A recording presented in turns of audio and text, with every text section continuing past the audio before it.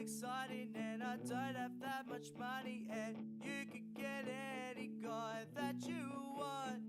I'm scared of my own shadow and I always hug my pillow, but you're the kind of girl that I wanted.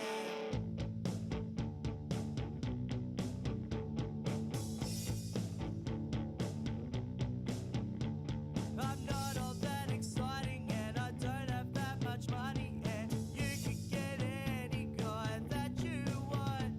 My hands are getting clammy as I'm walking up towards you, but I'm realizing the fact way too late that girls like you don't date losers like me.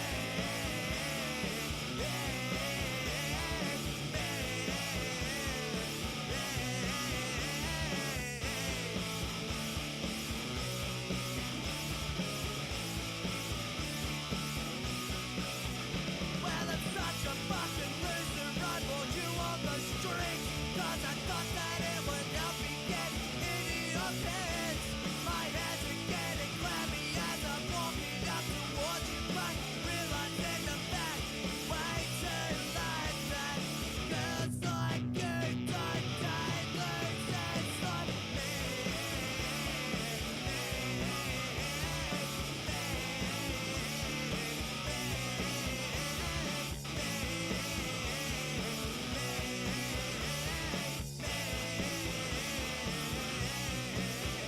And I'll probably die alone, so I'd rather sit here getting stoned, and I'm gonna die alone. You'll forget me.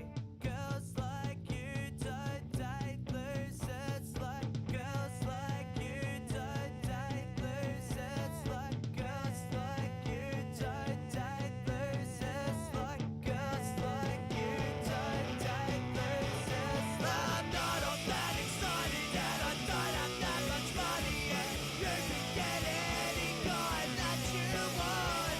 My hands are getting clammy as I'm walking up towards you, but realizing the fact way too late that girls like you don't date losers like me.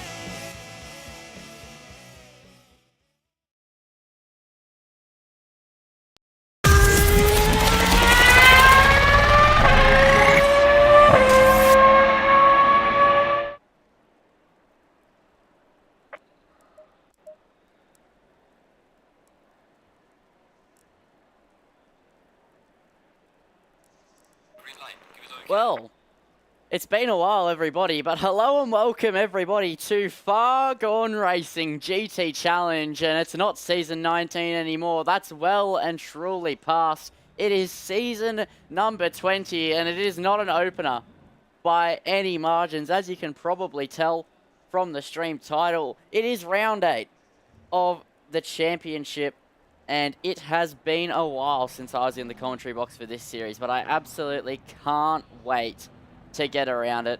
It's been a bit, to be quite frank, several reasons. I mean, I can't usually, on the weekly basis, commentate Fargone anymore. However, due to a break in said schedule, I should be here for the final 3 rounds of the championship for the triple header to round out the season, and this is the first of the 3. We are here in Laguna, Seca, and it is a sprint night, which I do believe that is 225% races, if memory serves me well, but I will fact check that right now.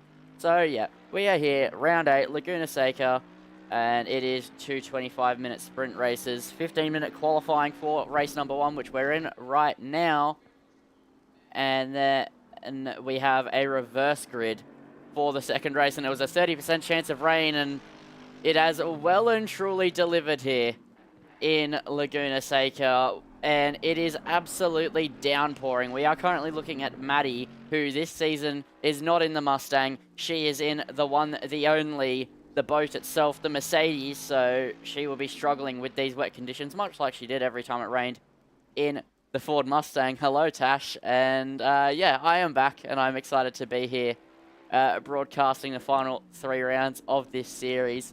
It is going to be a wonderful 3 Tuesday nights.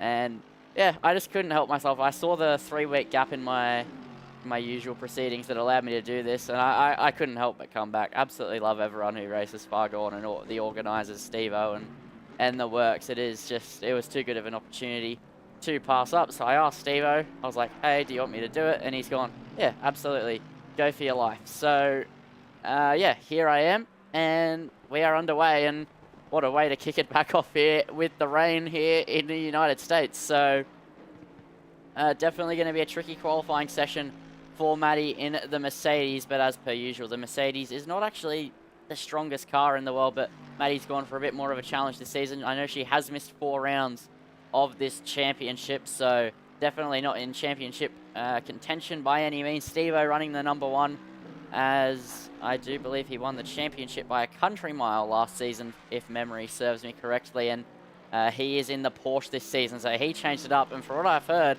he's been a bit of a barrier magnet in that Porsche, but that's to be expected with how tricky that car is to drive. So I'm excited to see how he goes, especially with the wet. Usually it's pretty strong in the wet, the Porsche, so definitely should be helping him out a little bit here today. The Mercedes is a little bit understeery, so we'll struggle even more once water's on the circuit. Longy this season has gone from the McLaren to the Mercedes. Griffin, I don't believe he was racing in season 19, is in the Bentley. Absolutely love the car choice. Tobasiah also changed to the Bentley from the BMW. Hoggy sticking with consistency with the same old livery, the same old car that he always seems to run in every season.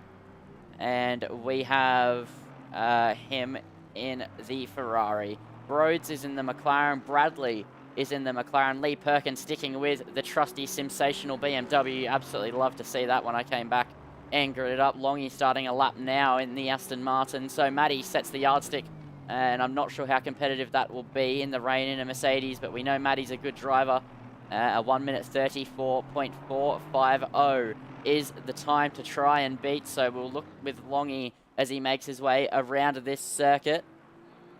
And thanks for the lovely words, Tash. And hopefully I can deliver on the commentary tonight. I'm feeling pretty pumped up to be here as Speed Racer goes 9/10 behind Maddie. So that would be a 1 minute 35.3. And not ideal, but you just need to warm up to a wet track. It's always just a game of making sure you are in control of the car and you just slowly build up to the limit. As long as he's gone well over the limit there, he's 5 seconds down and he's invalidated as well. So we'll look to Lee Perkins. No, he's pulled off. What about Steve-O? He's on an out lap, but he's very near the end of the lap. So what we're going to do is we're going to get the good old cockpit onboard lap here with Steve-O. As hello, Nicholas, or yeah, I assume that's how you say it, and from Germany, so definitely up at an odd hour of the morning or very late night. It would be morning, I do believe.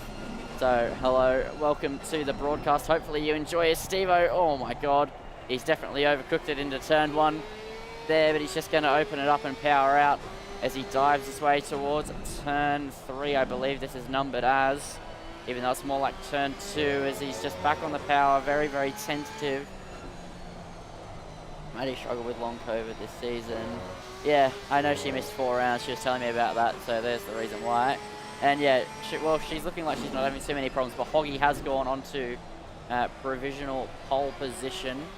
As on my end, this Porsche is very, very loud, but that's exactly the way you like it. I'm not sure about the broadcast, but very loud on my end, as I have gotten a new headset and microphone, more broadcasting style microphone since last season, and I haven't loaded up ACC since last season, so killing the ears a little bit, but oh well. Steve-O looking fairly hooked up here, but that might have been invalid there for the Porsche driver, as currently it's showing him 7 seconds down, but I do believe that's to his practice delta. So that was in the dry, so that's to be expected as he tips his way through the penultimate corner and now towards the final corner. Steve-O gets it into first gear, tips it through. Will it be near the likes of Hoggy and Maddie in the 34s, or will he crush it and go to the 33s, or will it be a slow lap time to kick off the session here, to kick off proceedings for Steve-O as he crosses the line? No, of course it's not going to be a slow start to the session. Who am I kidding? It's Steve-O. But he went clear of the field, and then Maddie decided, no, that's not how this works here, Steve-O. and goes, remember to 2 seasons ago, remember to season 18. And there we go. 4 tenths over Longy and 7 tenths over Stevo. A 33.0 in this qualifying session. Longy not struggling in the Aston either. Stevo will still continue to build up. So will Longy. He's currently 2 tenths up on his current lap time. But we're looking at Eda Nick, who also changed cars. He's gone from the BMW to the Ford Mustang. As thank you, Ron and Tash, for confirming that the audio is alright. It looked alright on my end, but I wasn't sure. It's very loud on my end, so I was just double checking.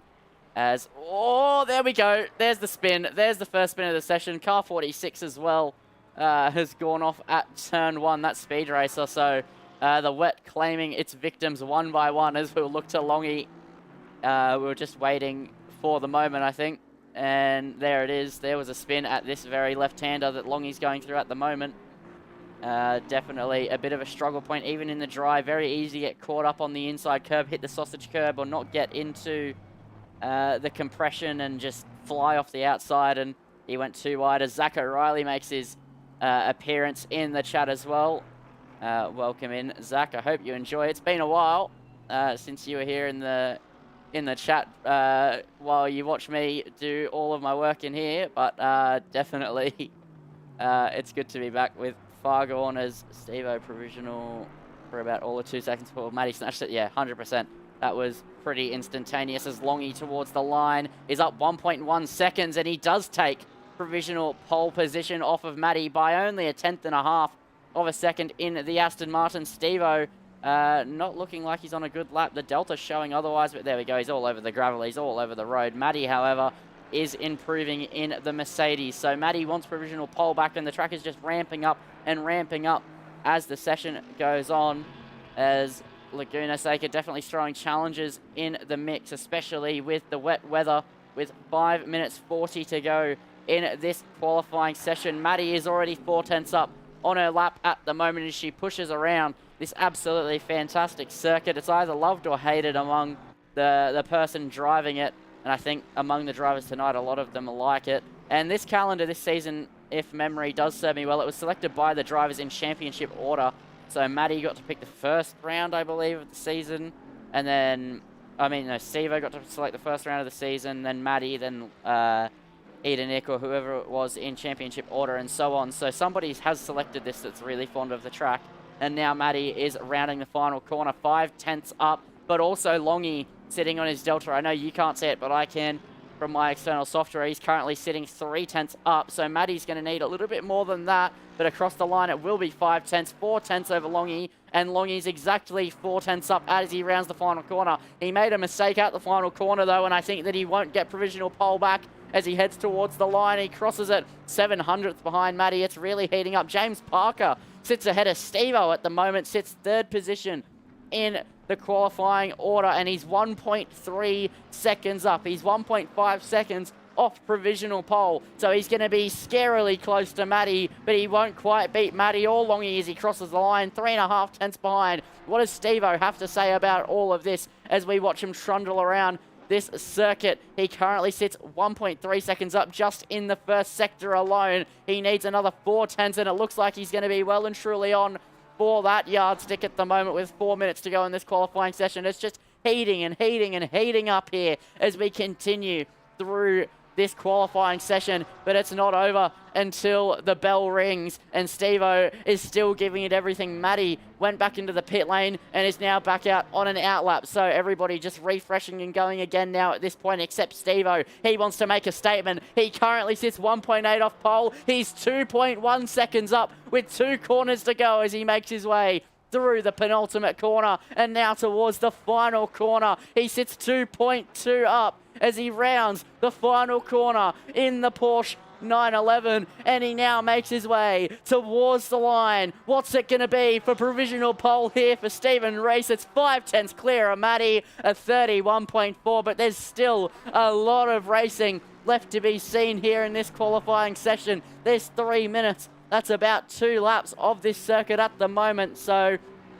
this is going to be a really close finish. Longy improved, moved up only 2 tenths behind Stevo, 3 tenths clear of Matty, who's still on an outlap. James Parker is nor up or down. He's absolutely even Stevens at the moment as he crosses the line in the McLaren, doesn't find himself anywhere just yet. Griffin in the Bentley is up 1 second, but he is a well shot off pole, but he could be just a little bit closer, but I don't think he's going to gain a position from this improvement as he rounds the final corner, but it is an improvement nonetheless with a lot of time left in this qualifying session. Any step closer towards the limit is important as he crosses the line. He does actually jump off a few places. He found a lot in the final corner with the Jack Daniels liveried Bentley Continental, and that is, I actually really rate that livery. We've got a lot of new cars and a lot of new liveries on the grid this season, and it is absolutely fantastic to see.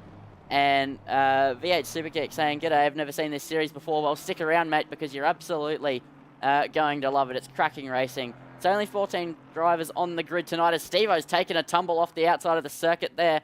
But still, it's really close together, this qualifying session proving such, as Longy makes his way towards the final corner. He's 2/10 up. He only needs 2/10 and 100th just over to get past Steve-O as he crosses towards the line. Is it going to be provisional pole for Longy? No, he's 2,000ths off. That is such a small gap here as Steve-O has one more lap, two more actually, if he gets a move on throughout this lap in the Porsche in this qualifying session. Can he extend his gap? Because something tells me at the rate people are improving in this qualifying session, he's going to need a bit more than that if he wants pole position. Longy is absolutely hunting it. Matty currently sits 3.2 seconds down, maybe just warming up towards the circuit for one final push. Steve-O was a 10th up. Now he's just even as he makes his way through turn 4 and towards the uphill left-handers. This is going to be a big push. Longy already sits a 10th up on his lap time at the moment in the Aston Martin, so he's got enough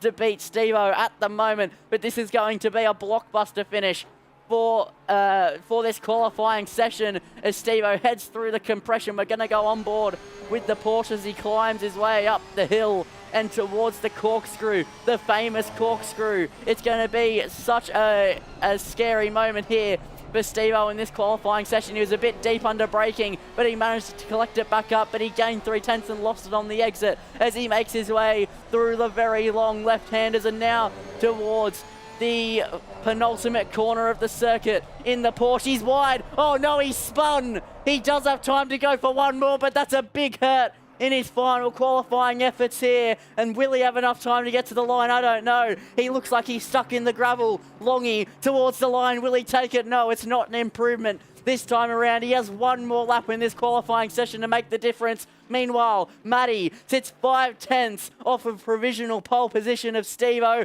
and she's 5/10 up through the first sector. This is crucial. Maddie has to finish the lap strong. She's losing time up the hill. She's not quite on for it, but she's got to surely get close. As she heads through the corkscrew, she gains it all back. She's 6/10 up. She is currently en route to be on pole position for the race 1 of 2 tonight as she makes her way around the penultimate corner in the Mercedes-AMG GT3 car, new livery for this season. And as she makes her way around the final corner, will it be enough for Maddie as she makes her way towards the line? She's up enough, I'll tell you that. As she crosses the line, she takes it by 3/10 of a second with a 1:31.1, but Hoggy's not done just yet. He's also up by a sizable margin in the Ferrari. Will it be enough? It's going to be really close here between Hoggy and Maddie as he makes his way towards the line now. It's going to be so close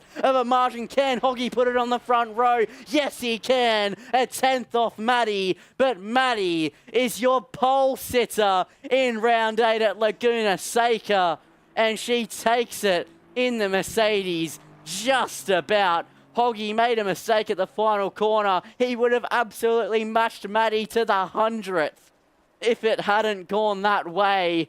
And he goes onto the front row, and then it's Longy in the Aston Martin in P3. Steve-O gets P4 in the Porsche. Maybe not the best qualifying session for him. I don't think he'll be happy with the spin when he was up, but that was absolutely sensational stuff from Maddie. There's your final order. So it's Maddie from Hoggy, from Longy, from Steve-O, then Griffin, Racer, Parker, Nick, Lee Perkins, Demon Boost, Tobasiah, Broads, Bradley, and Dave Ross rounds out your grid in the Mercedes for race 1 Will it stay wet for the first race?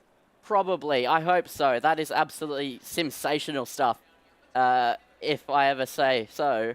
That was an absolutely incredible qualifying session. It's damp. Okay. It hasn't stayed wet, but it is damp here in this race 1, and then the second race will be a reverse grid, but we'll touch on that later. So here we go. Oh, this is one of my favorite parts. Maddie has a new livery, and with a new livery comes new memes. It's not the Zoomies Mustang anymore. It's the George Russell memes AMG. As there's also the Yabba Dabba Doo quote on the side from when he won in Austria. Toto Wolff as well. I know there's another quote on it somewhere. Bono, my tires are gone, man. So absolutely love this new livery. It's fantastic stuff made by Steve-O, as always. Hoggy, trustable Ferrari. He just always sticks to the same livery, same car, keeps consistency, and it works for him every time. He's on the front row in the rain. Longy with a very similar style livery, but a new car. Still car number 33, but this time it's in, as everybody, I feel like at this point in the entire world, would hear me talking their ear off, in the most beautiful car, the Aston Martin. Absolutely love it. And then you have Steve-O in the throwback Williams livery, the Camel Porsche 911 GT3 R992. I love that livery. That's really good stuff. Then you have the Jack Daniels Bentley. The Bentley also is a very nice looking car. Definitely tricky to get a handle of. I'm not sure why I keep going under the map, but oh well. Then you have Speed Racer in the Aston Martin this season. Nice livery. Nice and neon there on the trim.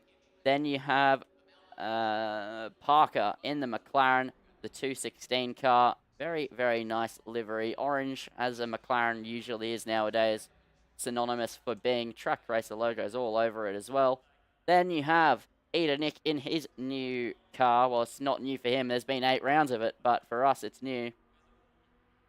Then it's Mustang. Yes, we are getting towards the race. There's 30 seconds until the cars are going. Oh, here we go. Here's my favorite livery in the entire world. The sensational TV BMW M4 GT3. Lee Perkins makes it 2 seasons in a row. He's been repping it even when we're not broadcasting the races. Absolutely incredible. And then, oh, this is a nice livery. It very much reminds me of like the Verstappen.com livery in Aston Martin. Then we have another Bentley, but we'll get another look at the rest of these cars when we have the reverse grid. But now the stage is set here in Fargone Racing GT Challenge Season 20. We're here for race 1 of 2 tonight. It's round 8 at Laguna Seca. It was an absolutely sensational qualifying session. And now we have a formation sector, and then we'll be underway for the racing action.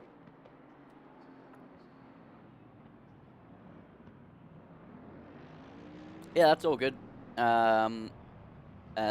Super Geek, you'll be absolutely at home. I can answer most questions that you be able to throw my way. So, any questions, let me know in the chat, and I'll absolutely sort you out, mate. No worries at all. But here we go, then. 2 corners to go. Then we'll be ready to go racing in Laguna Seca. Maddie and Hoggy line up on the front row. Longy and Steve-O on the second row. Griffin and Racer on the third row. Parker and Nick on the 4th row of the grid. Then the 5th row to round out the top 10 is Perkins and Demon Boost. So here we go. The stage is set. Maddie on pole from Hoggy. The green flags are ready to fly. The green lights are ready to illuminate here in the Americas. The track is greasy and we are underway for racing action. Maddie gets off to a good start, but Hoggy isn't going to give that one up so easily. Yes, he is. Longy, however, pressuring the inside on the Ferrari. He tries to go side by side, but Steve-O is on his outside as they crawl their way through the double apex turn 1. There is not going to be a lot of grip out here. It's a very greasy circuit at the moment. Maddie got off to a fly. Oh no! Steve-O spun around. He's put Longy off the track as well. Steve-O definitely not on his A game, and that's caused a big pile up here on the race start. Cars clattering into each other, all caused by Steve-O's tap in the back of Longy, and that is not a good display there from last season's champion. And that is not what you want to do. I've been told he couldn't avoid the barriers so far this season in that Porsche, and that's proof in the pudding that he's absolutely sent Longy to Mars. And that is not how you want to start a race here in race 1. Luckily, race 2 is a reverse grid, so a lot of these guys that got caught up in this incident earlier on in this race will be able to either recover in this race or they'll have a second shot at glory. As car 48, Dave Ross is slow. Oh, he's going very slow in that Mercedes. Let's see if we can catch a replay. He's just spun off into the gravel, as we saw Eda Nick do in the qualifying session. Yeah, it was a pretty horrific move. Not intentional, I'm sure. I think Steve-O probably just thought he had more grip than he did and overshot the corner. Steve-O's such an incredible racer, but has been a terrorist in that car. Yeah, I can imagine. The Porsche is a very hard beast to tame, but I thought if anyone could do it, it would be Steve-O. But I guess not. He looks like he's really struggling to keep that car under wraps in that Porsche 911. But I don't know. There's 3 rounds to go for him to get used to it. He's coming into the pit lane, the culprit himself. Yeah, no safety car. We don't have safety cars here in Fargone Racing Super Geek. It's just too finicky to set up on ACC with the way it is. You can get it done, but with a grid this size, it's not super necessary, and finding a driver to drive the safety car and things along those lines is pretty tricky week in, week out. So it's a smaller series here, but it does create some interesting moments. Oh no, was that Maddie? That was Maddie. Oh no, our race leader, our pole sitter, our fastest lap holder has put it in the wall. Hold on, we need a replay of this. Maddie just heading through the compression left-hander. What has she done? Has she just pushed it too much? She's heading up the hill. And, yeah, into the cambered left. Oh, she hit the sausage curb. Oh, no. You can't hit the sausage curb on ACC nor any sim, and Maddie's just taken the full brunt of it. Luckily, she kept it out of the wall, but she's been put into the gravel, and she avoided being on pole position. She avoided the pile-up, but she's getting caught in the side effects of it clearly anyway. Lee Perkins in the background is gone. Oh no, he's in the wall in the sensational BMW. I caught that snap in the corner of my eye and he's gone off into the wall. It's absolutely all kicking off. These greasy conditions are definitely catching out these drivers firsthand. As Hoggy has the race lead by 2 seconds over James Parker, but Parker has the fast lap of this race. He's flying in that McLaren. Hoggy is going to be hard task to hold on to it, but at the moment he's pushing very, very quickly around this circuit. He's getting more confidence. He's building up to it in the 42 car. He will continue to try and control this race. Parker's sitting at a very similar gap. Maddie with a lot of work to do. Not any damage on that Mercedes, luckily for her. She can continue to climb her way through. It's a long way to climb, though, in 25 minutes. Yeah, I must have cursed them with my return, and yeah, it is absolute carnage tonight, Super Geek. It is absolutely all kicking off. They're normally pretty well behaved, this bunch, at least last season, season 19 they were. I come back 8 rounds into the championship of a 10-round championship after not being able to broadcast it, and this is what I come back to. Absolute carnage. So, I don't know, yeah, the curse is well and truly on at the moment, the commentary curse, as per usual, making its appearance as we'll go on board with Maddie in the Mercedes, and she's going to look for it. She's going to look down the inside of Speed Racer. That's a very damaged Aston Martin, if I do say so myself. I normally call it the most beautiful car in the world. Maybe not in the state it's in at the moment, as the track still sitting in greasy. But Zach O'Reilly in the chat does make a very, very good point. It's drying out very, very quickly. So I think we will see fast track condition very, very soon. And they should be all okay. Everybody would have started on the dry compound tyres knowing it would swap to greasy very, very quickly. Where the dries are just a bit quicker, the wets do overheat. And yeah, the sun is well and truly out. And now Maddie's making moves down the inside of Toba Sire, who's defenseless. The only thing Maddie would have done damage to is her tyres. She didn't hit anything because you can't get suspension damage from sausage curbs in ACC. So luckily enough for her, she is more than free to continue on and charge her way back up through the field, and she will be the car to watch. But in the background, it's kicking off here as the 2 Bentleys go side by side. A very aggressive move from Griffin sends Toba Sire skating off into the gravel trap. Oh no, he spun it as well for good measure and hits the wall. Oh no, it is just not going well for a lot of these drivers tonight. That's not a corner to go side by side at, if I do say so myself. Who's my prediction for who's going to win this? Well, I think at the moment it looks like Hoggy should take it. I know Maddie's climbing through quickly. She doesn't have damage. She is the quickest car on the field.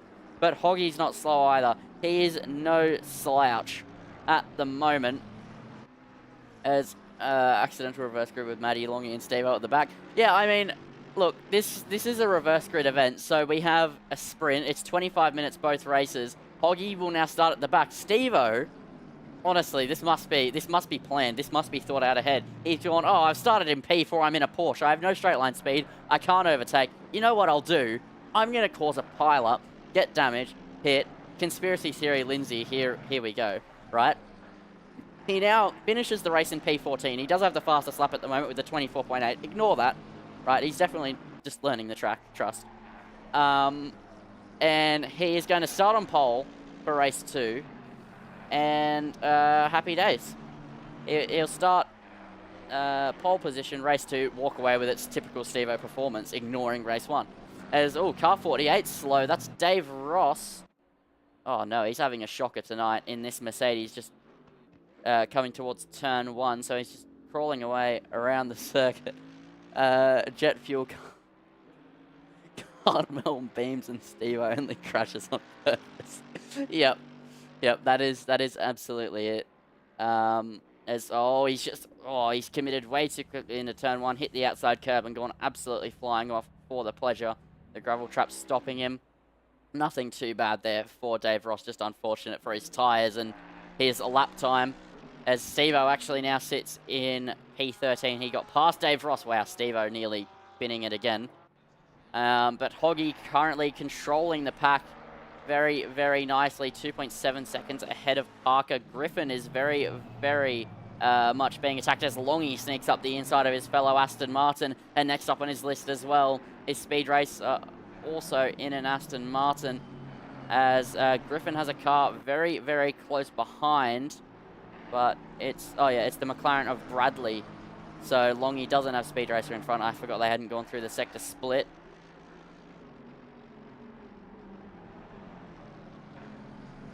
And Griffin just trying to hold off Bradley in the McLaren, looking like that Bentley has a lot of pace behind it. Longy also has a bit of damage on his Aston Martin, so not ideal for Longy. But he is still doing a fair job at the moment with a damaged car. And he is chasing and overtaking very, very quickly.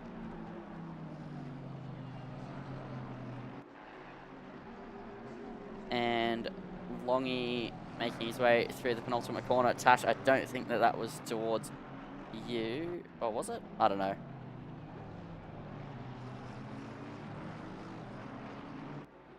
I don't know. Absolutely no clue. But Inspector Zach is on the case. He's in a moderator position instead of yelling at the cars on a virtual racetrack, which is what I'm doing at the moment. But yeah, making our way through the double apex turn 1. Longy very, very closely in hot pursuit of Tim Bradley at the moment. And now just sneaking his way right up the back here as we'll go on board cockpit cam, the full lot here for Longy. And he has a great run on the McLaren. He's going to be alongside as we head into the braking zone. Not a place to go the long way round though. You just run out of road and camber as well on the apex, and Longy's still hunting for it, but can't get past here. We saw that when the two Bentleys earlier of Griffin and Tobasai went side by side here, it didn't go well. There's just not enough room, but into the corkscrew there certainly is, and Longy's going to be forced a long way round. Bradley defending the inside. It's going to be tricky for Longy to get it done. He opens up the second part of the corkscrew, and now he has the inside for the long left-hander. If he can get this done, that would be a sensational move, but he can't get it done. Just back the nose out and waited for another opportunity. Now he has a great run off the penultimate corner. I think he might look for it into turn 1 for a late braking maneuver. And Longy in hot pursuit, slipstream in the Aston Martin, even with a bit of straight line speed costed from that damage. Longy is still well on the hunt as he goes down the inside. Takes the first apex, takes the second apex, and beats Bradley to both of them. And now he moves up into the top 6. as Super Geek Zach isn't me. I am not. I am the commentator. Zach is someone else. But yeah, Longy sneaking up the inside at them, and yeah, that was a great move from the Aston Martin, as there's quite big gaps up and down the field at the moment. Broads, though, does have Lee Perkins behind. Move on. Okay. Anyway. Broads being attacked here by Lee, who's just looking pretty strong. Anyway. Yeah, I get it now. Cool. Anyway. Moving on, as Zach said.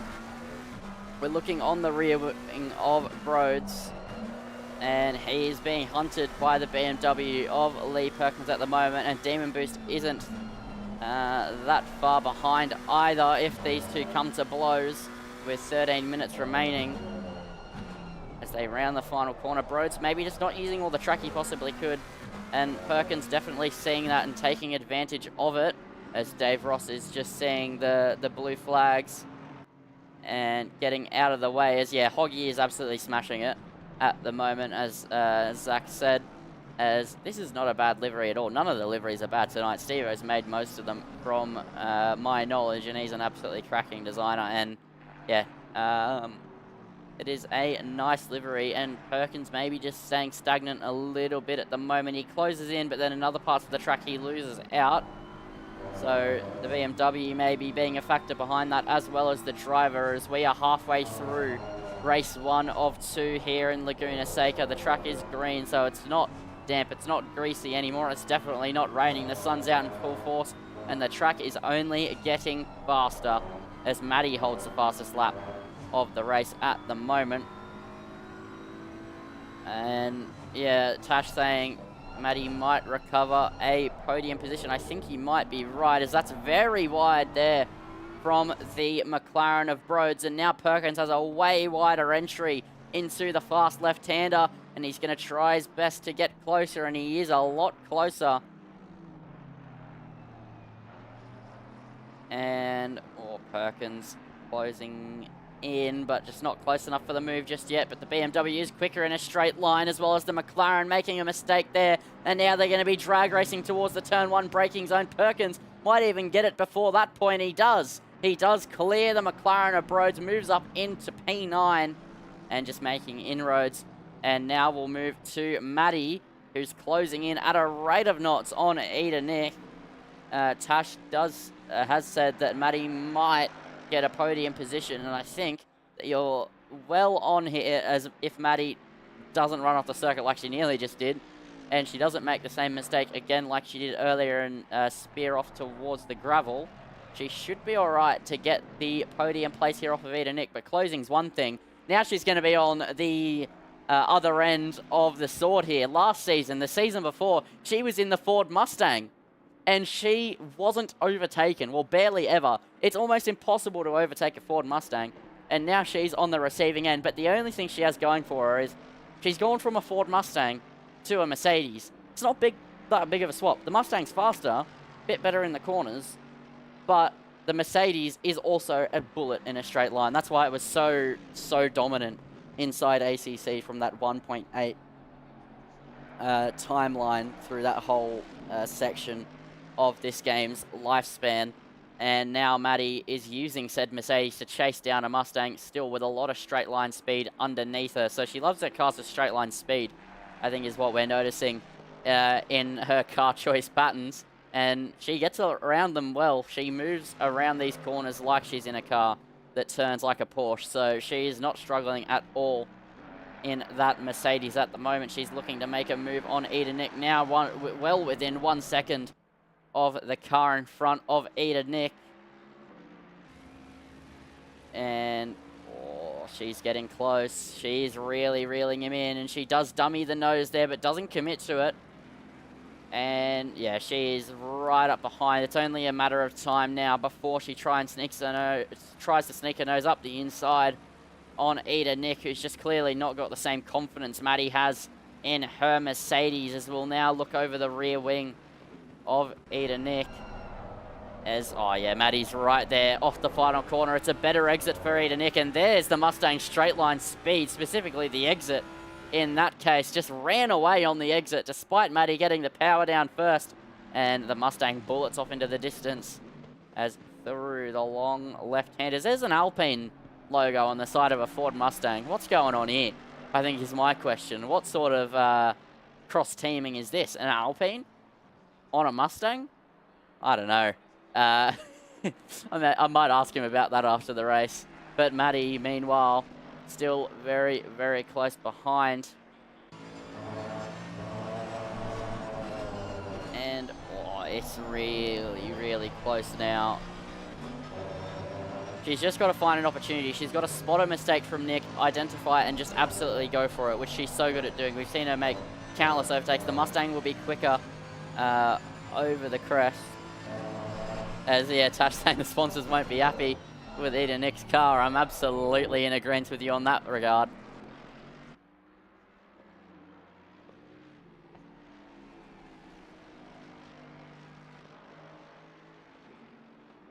Oh, Maddie really, really close behind. Oh, here we go into the final corner. Maddie was really close. Eda Nick just holding on just enough here as they make their way towards turn one. We saw the Mustang was quicker towards turn one with its straight line speed.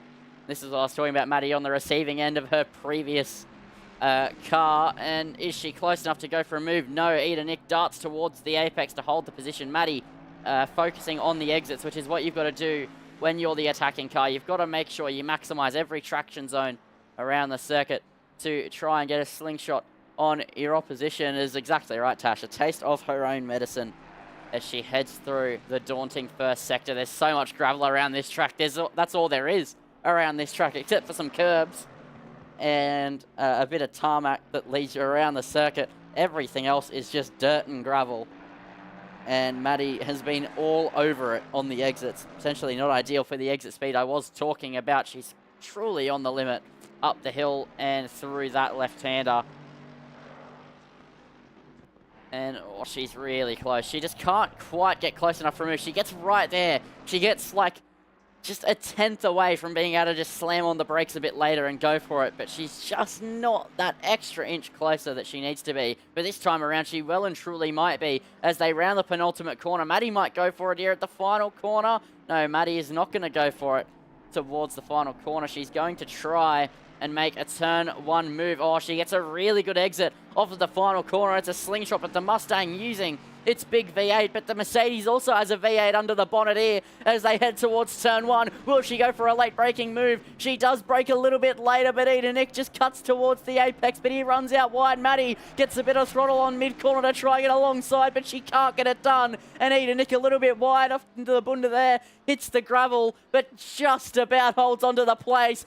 Eda Nick is defending with his life from the pole sitter of race one. He wants this podium, whether it's from blood or clean racing. He will hold on to this position, and Maddie nearly got it done, but he just is defending so well from the Mercedes driver at the moment. Eda Nick definitely gets my commendations for this defensive performance, but surely it's a matter of when and not if. When Maddie's behind you, Eda Nick is trying as hard as he can.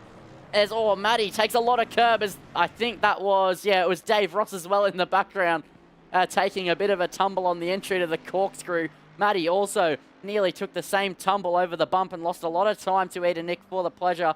Doesn't rule her out, though, if she gets a good exit off the final corner. Maddie makes a big mistake. We were talking about Eda Nick making a mistake. Talk about Maddie making a mistake.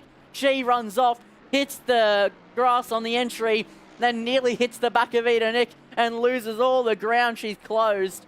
And now she's 2 seconds away from Eda Nick off the final corner mistake. So now she's got a little bit more chasing to do before she can attack again, but that puts her in an awkward spot. There is 4.5 minutes to go in race one, and she's still in pursuit. She still hasn't gotten the move done. The podium definitely in question at this point. Eda Nick looking very, very good at defending, and the Mustang's a good car to defend in as well with its speed on the straights. But I spoke about that for 2 seasons straight with Maddie, so I'm not going to go on that rant again until race 2 maybe.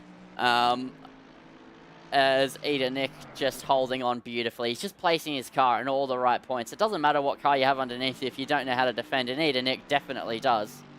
And I think that Maddie will definitely close in again. She does have the number on Eda Nick's pace. We've seen that time and time again, but it's just a matter of whether she can harness that pace or not to try and get past. But it's definitely going to be tricky for her to close in that 2 seconds.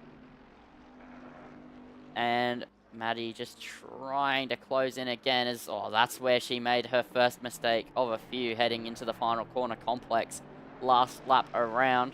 Meanwhile, there is another close gap. It's Bradley, who is very close in pursuit of Lee Perkins with 3.5 minutes to go, but not quite within striking distance.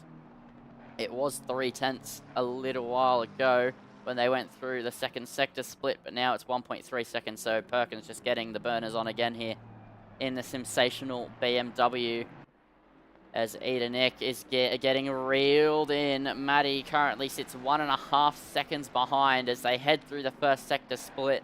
She's trying to close in, but it's definitely not going to be the easiest for her as we're going to go on board here with Maddie. As, oh, she's made another mistake. That's more time loss for Maddie as she was stuck on the gravel. And if you've never driven through gravel on ACC before, you wouldn't know, but you will now. It just slows the car down. It just holds you up. The second you hit the gravel, it just keeps you just stuck in place almost. You barely accelerate, and that is not ideal when you're trying to close into the car in front. And that gap is now 1.9 seconds. As they head towards the penultimate lap of this race. But take a bow, Hoggy. Hoggy was given the opportunity. He saw the light at the end of the tunnel when Maddie made a mistake, and he's just ran away with it. And he has 8 seconds to the car behind. It's like a Steve-O performance from last season. And, yeah, Hoggy definitely having a great race. He's closing up to Steve-O to lap him at the moment in the #1 Porsche. So Steve-O not having a Steve-O-esque performance, you could say. But we'll see what he does in the reverse grid. He'll be starting 3rd if all finishes in the way it is at the moment. But yeah, Hoggy absolutely controlling the race in the Prancing Horse. So looking as strong as ever is Hoggy in the 42 car. But we'll cut back to Maddie as she tries to close in on Eda Nick. And it's just all closing but no overtaking. And she just makes a mistake. She closes in 5/10, loses 5/10. Closes in 5/10. Loses 5/10, and now she's stuck in that gravel again. She can't stay out of it. The Merc being a little bit too understeery potentially for her liking at that corner. And she keeps running it out on the exit. She has one more lap after this one, so I don't think it is going to be the result she would want at this point unless Eda Nick makes a mistake. But Hoggy is now starting the final lap of race 1. So as he crosses the line, we have 1 lap to go in this race. There's not too much battling going on, so we'll stay with Hoggy as he makes his way through the final lap at Laguna Seca in race 1. And I'm not sure the sort of season he's had. Obviously, I haven't been here and I haven't checked the results. I would say it's tyres cooked, Tash, for Maddie's Mercedes. And maybe a bit of driver error interlaced with that as well. But, yeah, Hoggy made a big opportunity work for him. I'm not sure how the rest of his season's gone, what his pace has been like, and other factors as well. But at least here in race 1, he was given the opportunity. He was given an inch and he's taken a mile from it. And he sits 8.5 seconds out in the lead. And into the corkscrew. He is just going to be basking in the glory, I'm sure. Steve-O, last season's champion, not having a good race 1, but has a second opportunity for race 2. And he's making his way towards the penultimate corner now. And he's just got to get one more corner right and he'll be home free. So as he rounds the final corner, Hoggy has just the run to the straight. As long as he doesn't run out of fuel or something bizarre like that, he will win in race 1. And he does take the checkered flag victorious in Laguna. Seca, he takes P1, take a bow. James Parker will come home P2, but it's not done yet. Maddie has closed in the gap she needed to. She went down the inside on Eda Nick at the final corner. Now it's a drag race towards the line for P3, but Eda Nick with his straight line speed is just going to hold on. I did not even see the gap close in. Maddie snuck up like a silent assassin here on the final lap. I thought it was all over Red Rover. It turns out it was, but not as over as I thought. Maddie comes home P4 with a late charge after bottling the P1 in the early laps. It's still a great recovery as Griffin gets P5, Longy gets P6, Racer gets P7 as he crosses the line, and Lee Perkins will get P8. Tim Bradley in the McLaren will come home in a nice and comfortable P9. He's had a bit of a race with a couple of cars. Demon Boost crosses the line, and the Aston Martin gets P10. Toba Sire will come home to get 11th. And Stephen Reese, Broads, and Dave Ross crossing the line, finishing, I do believe it's a lap down, and definitely not a usual Steve-O performance to finish a lap down there. But Hoggy, a great race victory here in race 1. So absolutely fantastic stuff. And yeah, I would agree with that. Only one more lap needed and Maddie would have had a podium finish. But she gets another chance at it, but it's definitely going to be a tricky race. So we have another 25-minute race incoming for race 2. Hoggy will be starting P14 inversely, unless Dave Ross requests otherwise, because he doesn't feel like he has the pace, which I know he's done in the past. Broads could start on pole, but Dave Ross theoretically will start on pole, and Steve-O, with the definitely legit strategy of taking everyone out and causing a pile-up, will start P3 for his for his results. And that gives him a good opportunity at the run for the race win in race 2. Toba Sire will get fourth on the grid. No, Toba Sire will start second on the grid. Wait, I'm so lost. No. Yeah, he'll start fourth. As it's all reset. As I'm not sure why it's showing another qualifying session. I imagine that would be skipped. But we have a little... Yeah, this will all be skipped. Okay, cool. I'm just wondering what's going on, because 35-minute practice session and all of that good stuff. Steve-O should down a beer before he gets off the line for the reverse grid, or I don't think it'll be close. Oh, love it. Absolutely love it. So I think we'll probably have a 5-minute cooldown. That's how it used to be with Super Sprints last season. My bearings, definitely not completely there. I can't remember how this used to go when it came to server resets and whatnot. I think we might have a server reset, potentially. Yeah, I can see people dropping out and leaving the session. So we will have a server restart. So until then, I hope you enjoyed race 1, and I will be back in a couple moments' time here for race number 2.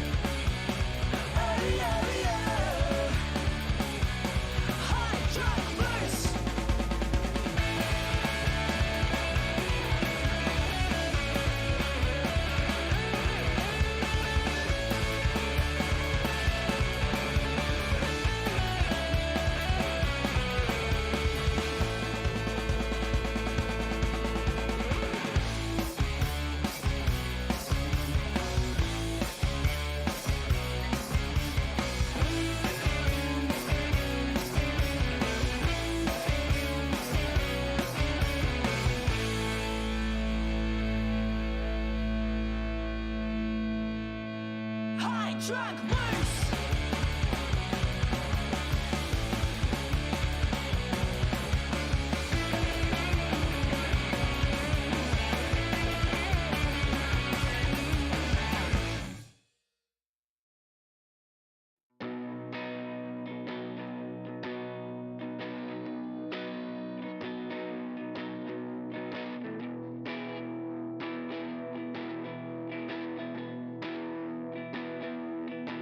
As I walk for hours through West End over to Newstead, it just sucks.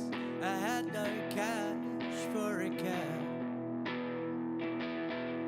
and I would've just slept in a car park or in a space down in the train stations. But I knew that I needed to go home. I see the faces of the city, I see the dealers and the girls of the night.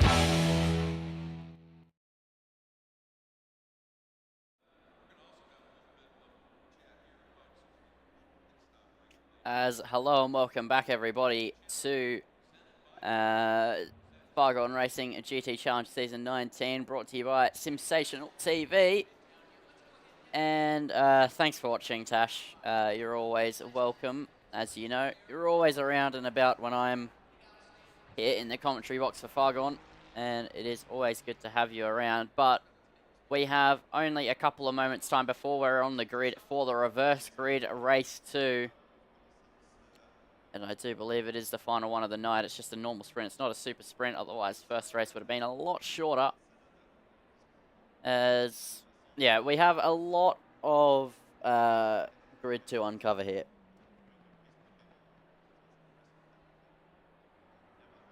Because I theoretically know what it is, but I can't honestly remember the result.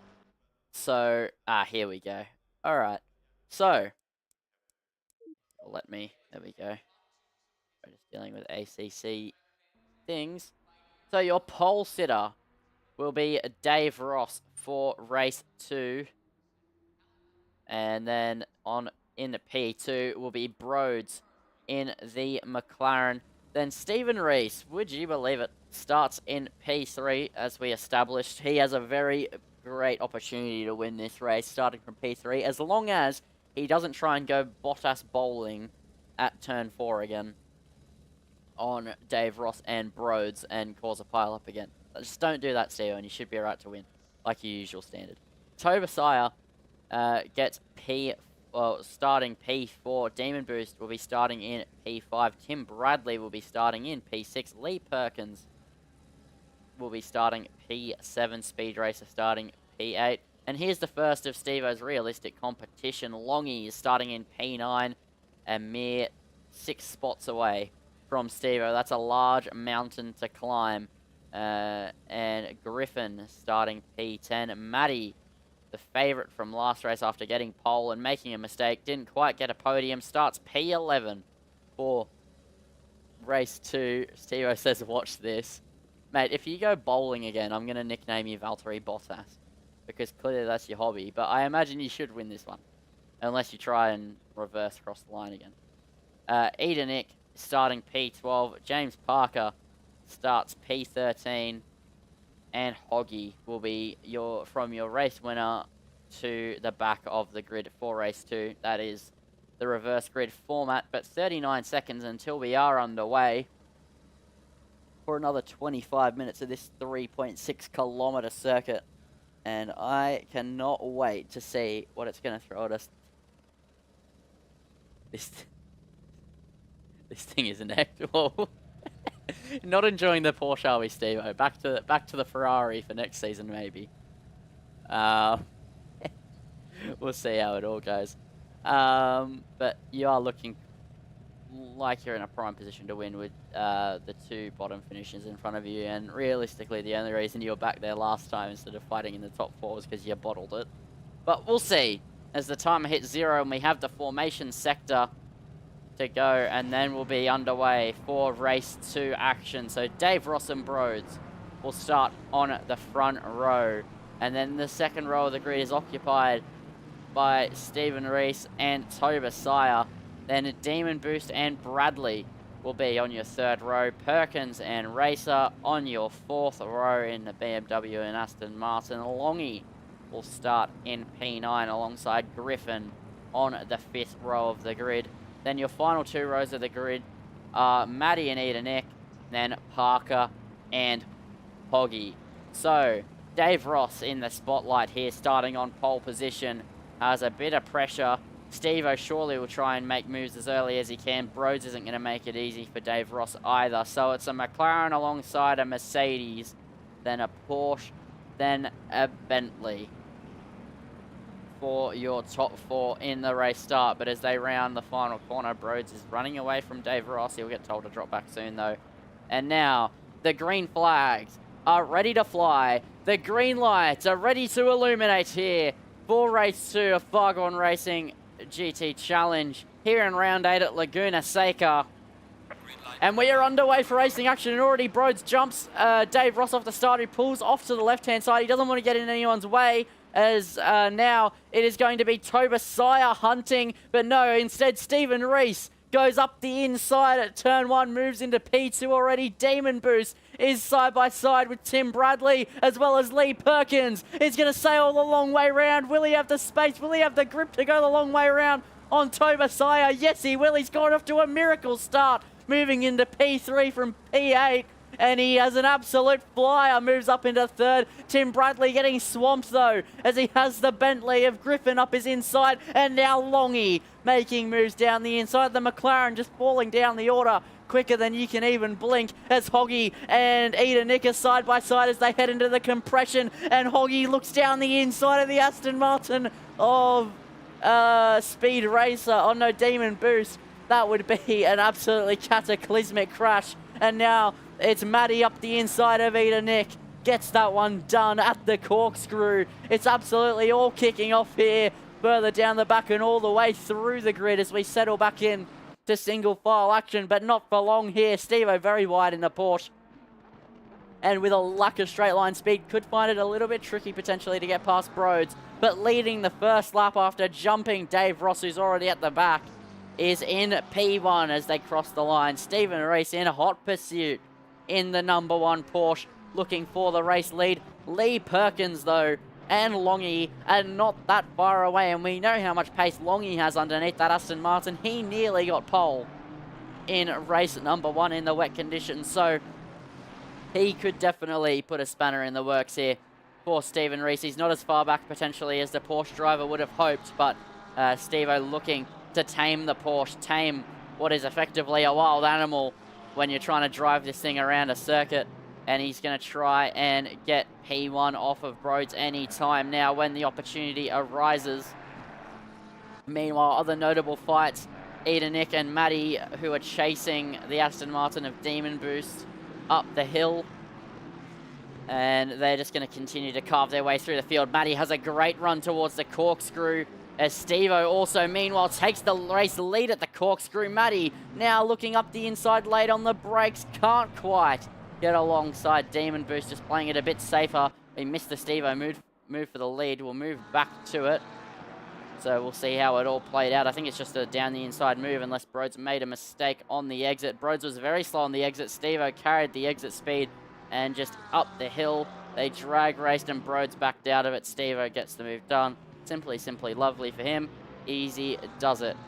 Longy, meanwhile, is still hunting Lee Perkins in the Aston Martin, trying to push as hard as he can.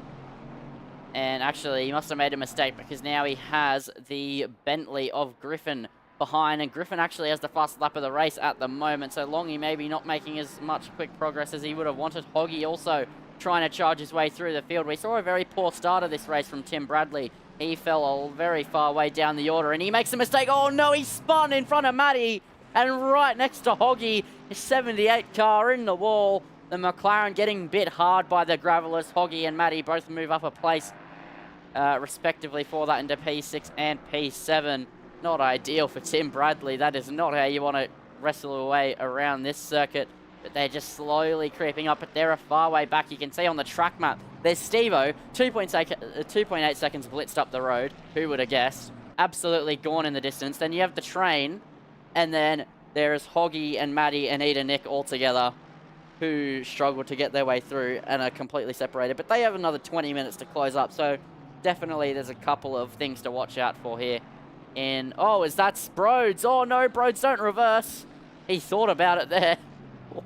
I would be very scared if I was in the cockpit of the car he was nearly just reversing into. He thought he might have been clear potentially, but Lee Perkins is now in P2. Longy is occupying a podium place. Griffin really looking impressive in this race. The Optimum track definitely helping from the green track last race for Steve-O. I think anything but an Optimum track is not ideal for the Porsche, as Griffin really close behind. Longy is potentially just getting stuck up a little bit behind Lee Perkins in the BMW.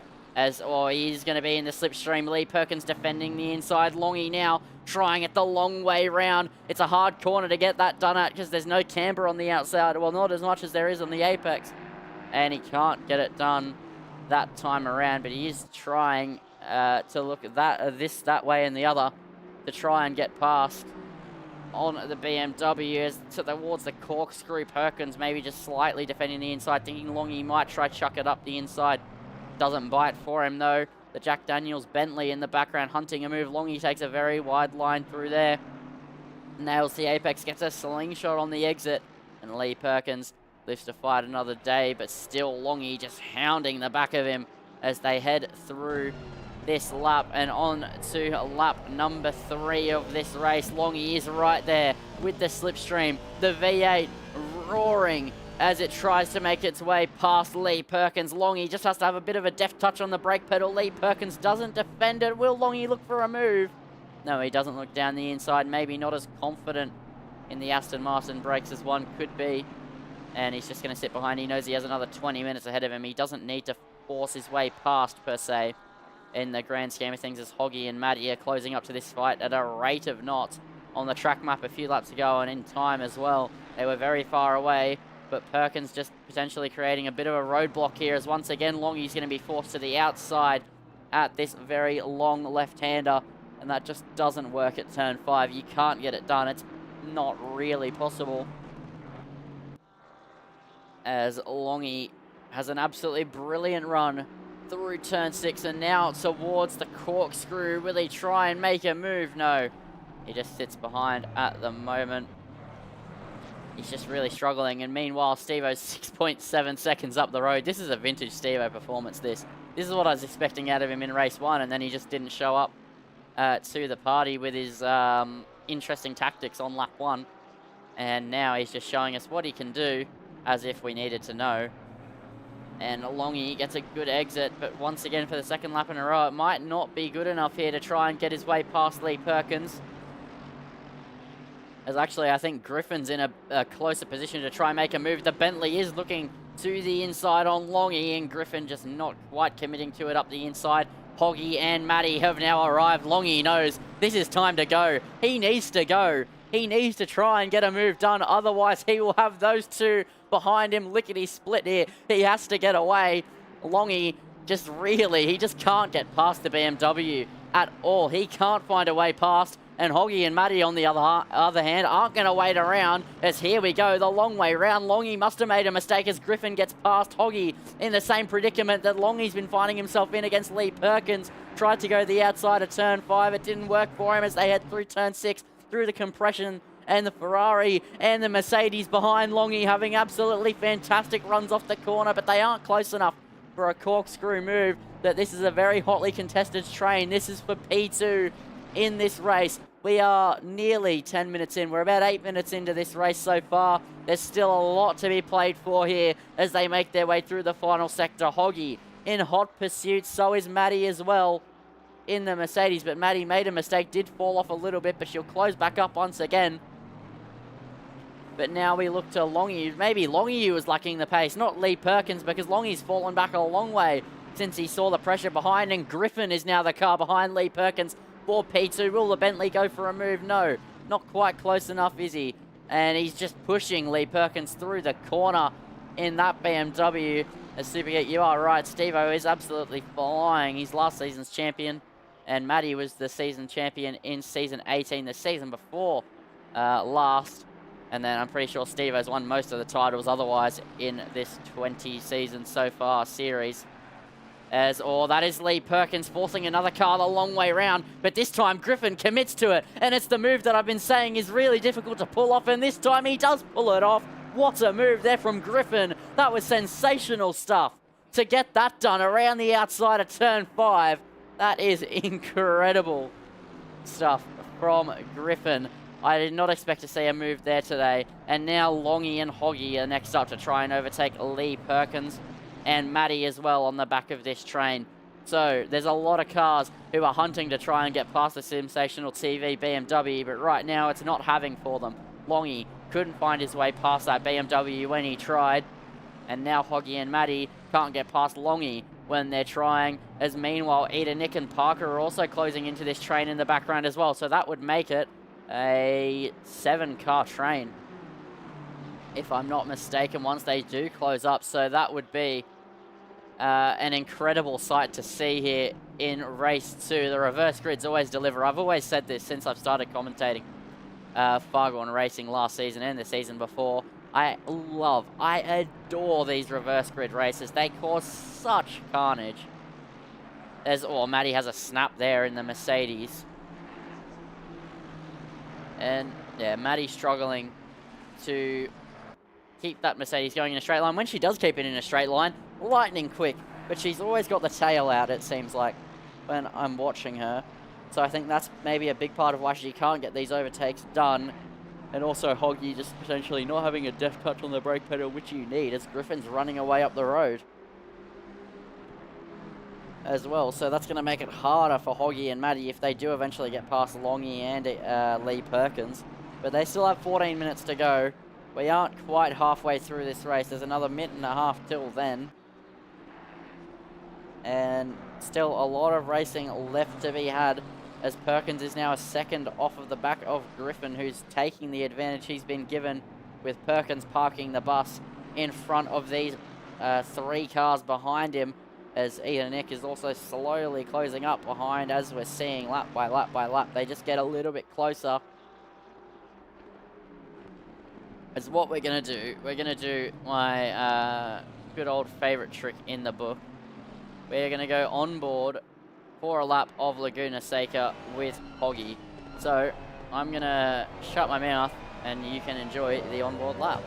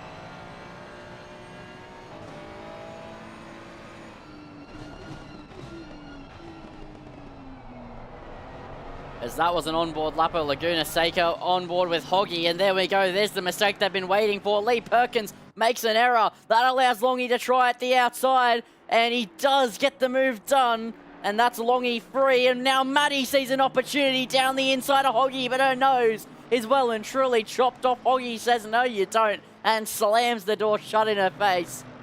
With 11 minutes to go, you couldn't have asked for better timing for the onboard lap to end. It's at the exact moment that I started it that all of it kicked off again. And Hoggy is now having to try and get past Perkins. Oh, that's off in the background there. That's Parker, who is very wide in the McLaren, but he's kept it in a straight line. I can tell because of the fact there's no yellow dot on the track map on my screen. as Hoggy now, we've seen him struggle to get past Longy, who's now showing he did have the pace. It was Lee Perkins holding him up. He's long gone off up the road, but he has 3 seconds to close into Griffin. But now could Hoggy and Maddie try and get their way past Lee Perkins? Oh, it's a bus stop at the final corner, and it was Hoggy trying the outside of Lee Perkins, and then he just parked it on the apex, and they slowed down to effectively nothing. And Hoggy's going to get caught out by it. Maddie hit the back of the Ferrari as well on the exit, so they have a bit of work to do by the looks of it at the moment. The Ferrari man, the winner of race 1, just still struggling to try and get past.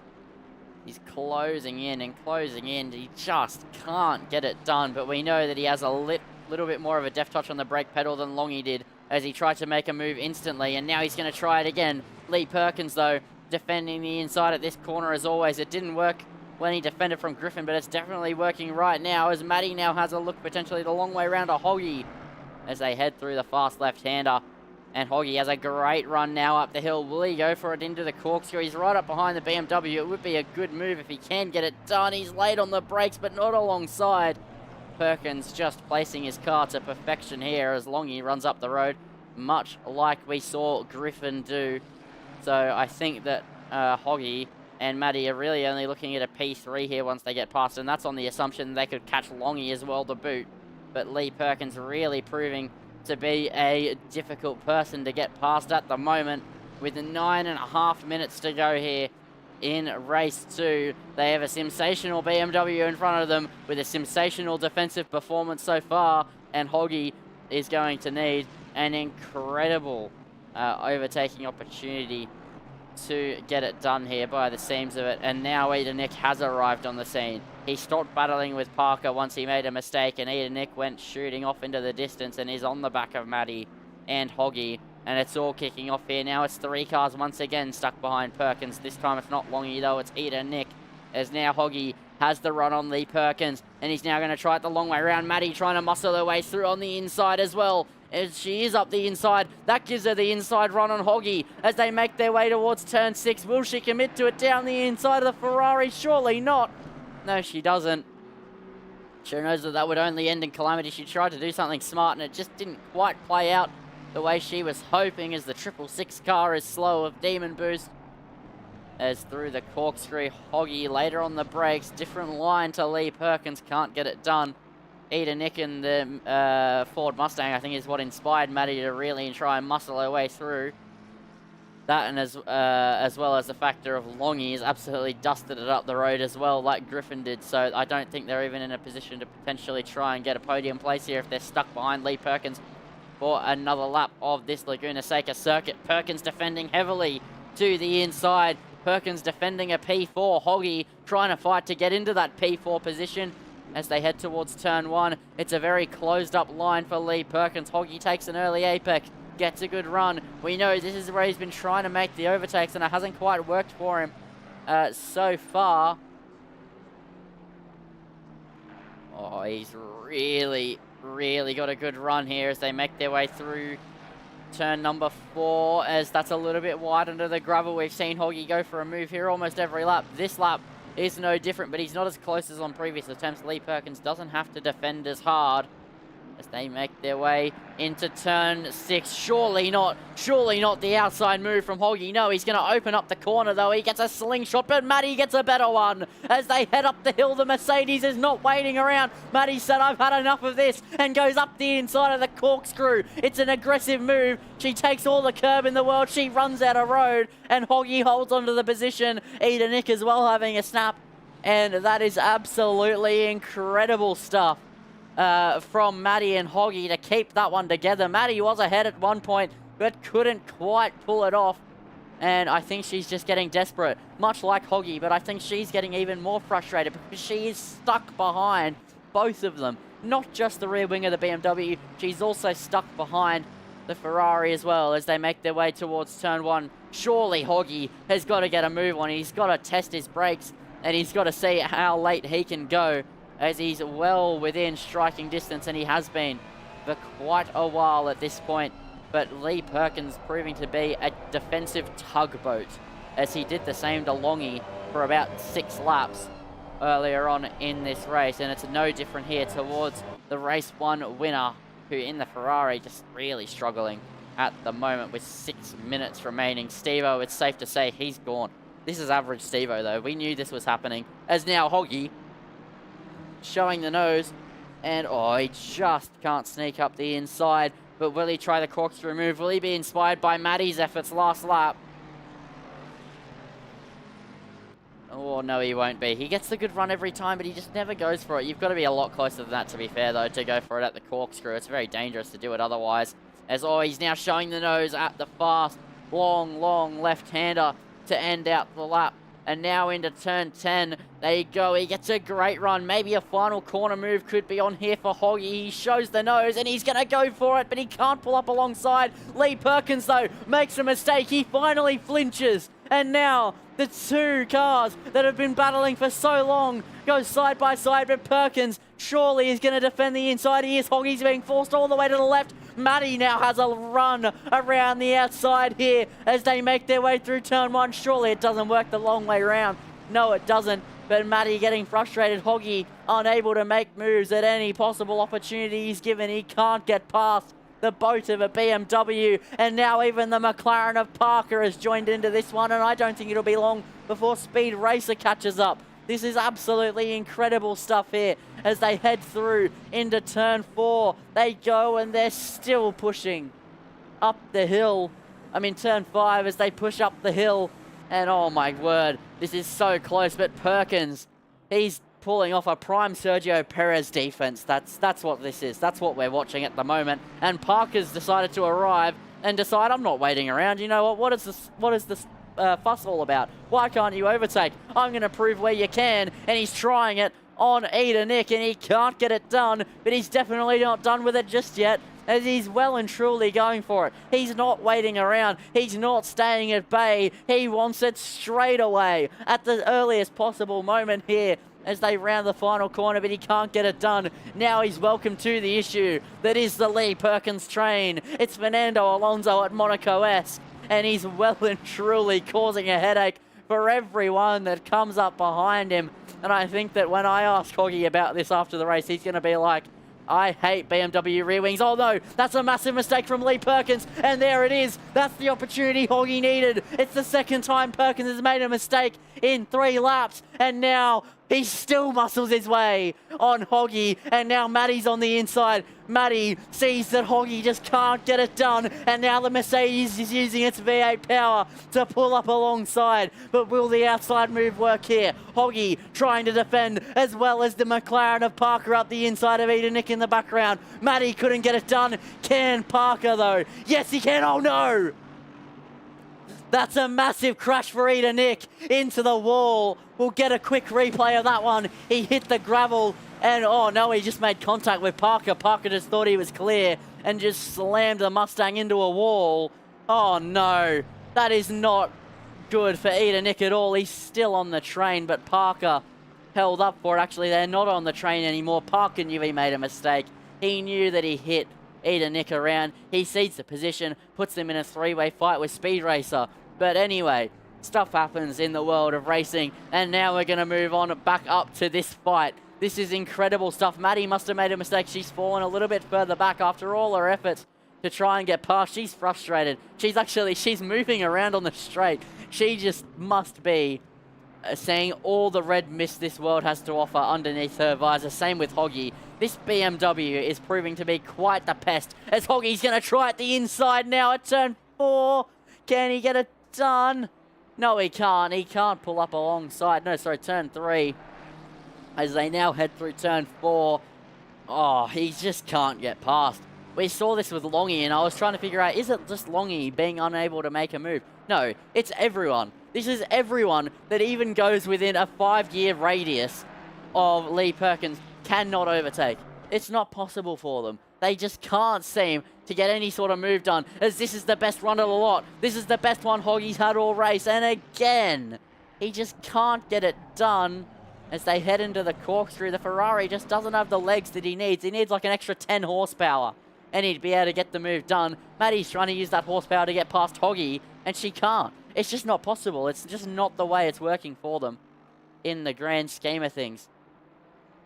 As, oh, so close there between the two of them. As, yeah, I think I want to know all the heart rates as well. Oh, there we go. That's the mistake from Lee Perkins, and Longy is, not Longy, Hoggy is through. Matty is through, and they're finally free of the BMW. Let's get a replay of that one on the way. I honestly didn't even notice. I was looking down at chat, and there we go. We're talking about the heart rates of all the drivers. I'm sure the heart rate must have been supreme there. Did he just run it deep under brakes, or did Hoggy just go, you know what, I'm going for it? No entry of the final corner. Oh, he just hit the gravel. Perkins just finally slipped up enough to let Hoggy through, and Matty took the opportunity and ran with it as well here. In race 2, they are finally free of the BMW, and there we go, they're gone. But it was too late for them, I think. That is just the opposite of what they wanted. Steve-O started his final lap of the race in a dominant display, 9 seconds ahead of Griffin at the moment. And Matty not within striking distance of Hoggy as they head towards the final lap. But Steve-O is now going to cross the line. Oh, did he get one last lap? He did get one last lap. The timer is absolutely on 0 seconds as he crossed it. But he hit it just before it would have hit 0.0. So he has to go the distance of one more in the Porsche. Unfortunate there potentially for Steve-O. But I think he'll just count this one as a victory lap. Another victory to add to a trophy cabinet of many here. He won so many races last season, and he's won so many the previous one, but he didn't quite win the championship. He definitely did last season, though, and the season before that and that and that.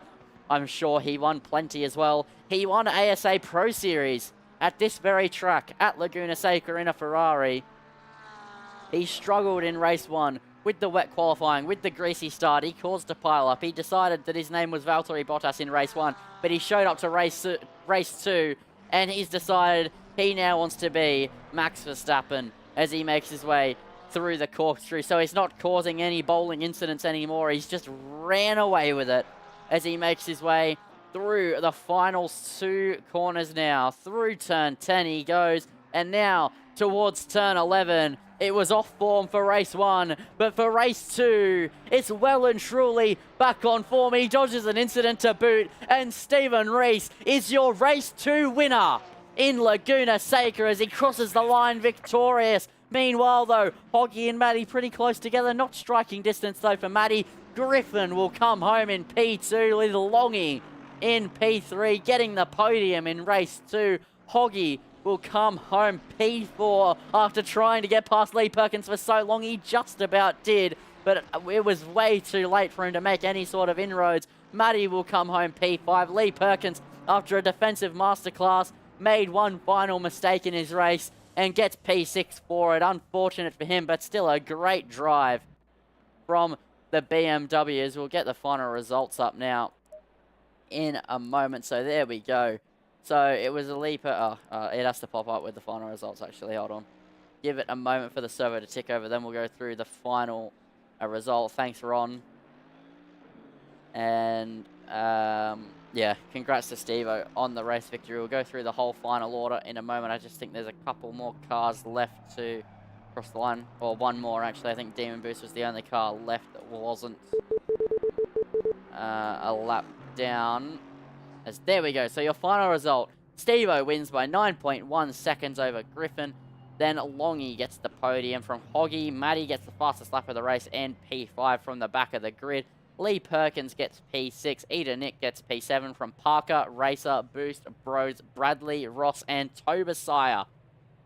Rounds out your final finishing order for race 2 tonight in Fargone Racing GT Challenge Season 20. This was round 8 at Laguna Seca. There's 2 more to go after tonight, and those 2 tracks are Kyalami and an Enduro to finish off the season at Monza. Next week also, it's a super sprint. It's 3 18-minute races with 5-minute qualies and 2 sets of tyres with a 30% chance of rain. So, I'll see you then. I'll see you next Tuesday night.